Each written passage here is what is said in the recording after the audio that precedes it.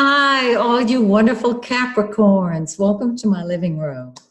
I have your forecast for the month of August, and I want to remind you before I jump into it that my summer eclipse special uh, is good. You can order it until the very last day in July. So my suggestion would be that you go to my website, MaxineTaylor.com.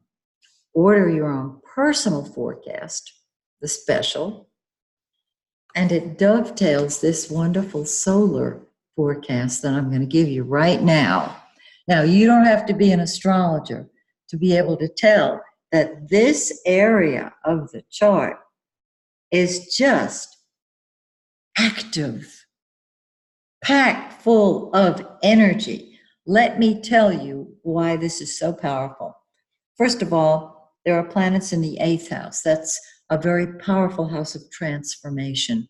It deals with secrets of all types. It deals with transformation. Anything in the 8th house is going to undergo a transformation.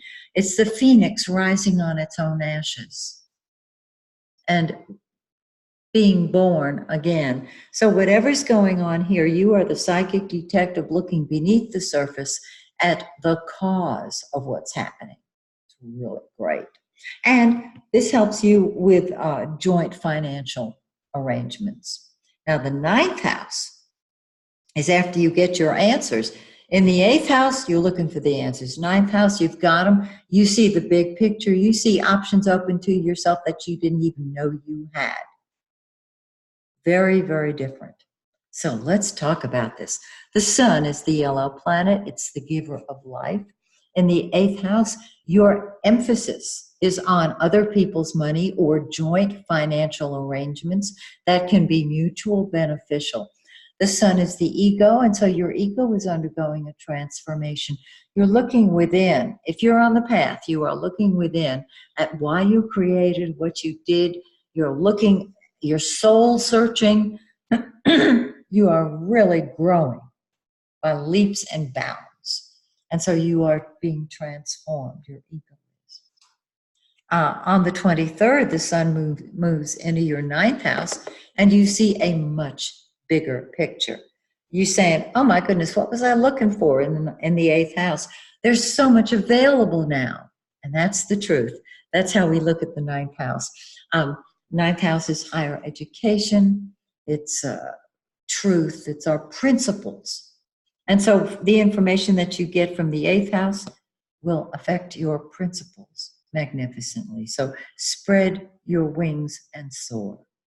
Now, Mercury is the blue planet. It's been retrograde, right? Most people know that. If you don't know what all of that means, my suggestion would be that you watch my video, my YouTube video, Mercury Retrograde, the prequel and the sequel. Because when Mercury is retrograde, everything is confused and you don't start new projects. But after it goes direct, we are still in the shadow of the retrograde Mercury, so it still kind of feels like Mercury's retrograde. You can still begin new projects, but there's that Mercury retrograde confusion still hanging over it. You can still move forward, though. So Mercury starts off in your 7th house of partnership. And that has you getting out there and being with other people, whether it's romantic or business, it doesn't matter. You're out there. On the 11th, Mercury enters your 8th house of transformation and transmutation. And there you are, changing your thinking on so many different levels. I just love it. You're rethinking your joint financial arrangements with people. You're just changing your thinking in general. You're open to a deeper picture.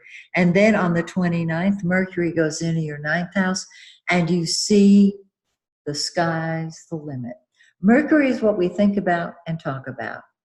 We don't do anything with Mercury like we do, say, with Mars or Venus or the sun, but we think about it and talk about it. It's wonderful. Okay, speaking of Mars, look at this. It's the red planet. Mars is action. It's energy. It's anger. It's what we throw ourselves into. It's what we fight with and fight for. That's money. Also, anger, very strongly, very deeply buried anger, will undergo a transformation while Mars is in the 8th house. And on the 18th, it moves into your 9th house. And you'll take a stand for your principles. You'll fight for your principles. This is, in other words, you've come out of the shadow and you are spreading your wings and you are soaring. I just love it. And then there's Venus, the pink planet, which is love and beauty. And so your love nature is undergoing a change, and you can bring money into mutually beneficial financial arrangements. On the 21st, it moves into your 9th house, and your whole outlook is loving.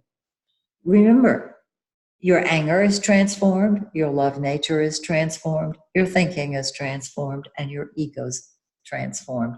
So you are a new person, and you see a bigger picture. Isn't that beautiful?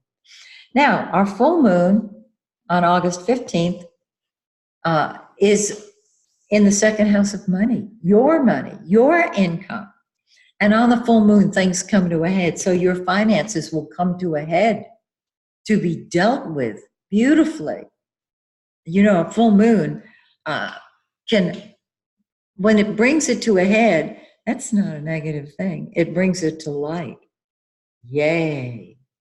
And I understand how much Capricorn appreciates the value of the dollar. So there you go, full moon. Now the new moon is August 30th, and it's in your 9th house of concepts and beliefs and principles. 2 days before the new moon, energy is low. So let's say the 28th and 29th of August, things may not be moving at all. On the 30th, they start growing. Energy starts moving forward. Get ready to spread your wings and soar. Don't you love this forecast? I think it's awesome. So, I hope you've enjoyed, and I hope you'll join me next month when once again I take another look at your forecast. Till then, may the stars shine brightly on you and yours. Bye for now.